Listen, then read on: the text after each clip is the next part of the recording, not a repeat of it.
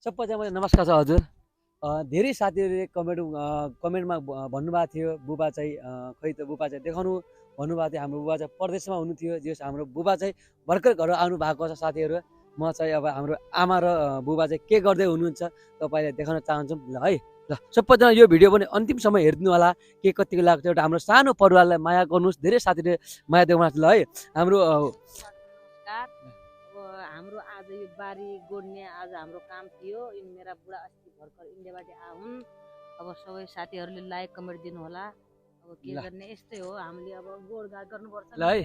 अब हाम्रो बुबा चाहिँ उहाँ हुनुहुन्छ। अब धेरै दिनपछि हामीसँग भेट भएको छ। जे होस् खुसी लाग्यो। बुबा के भनिदिनु पर्छ खै हाम्रो धेरै मान्छेले मायाको दिनुभएको छ।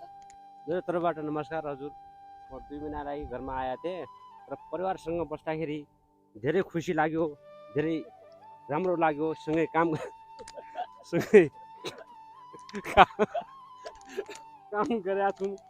त्यही हो हजुर। अब धेरै राम्रो लाग्यो मलाई। हेर्नुहोस् साथीहरू है, परिवार भनेको हाम्रो एउटा सानो परिवार हो। यो परिवारमा हाम्रो दुःखी भन्दा पनि बढी खुसी हुन्छ। मलाई के कुरो चाहिँ हाँस उठ्न लाग्छ हजुर।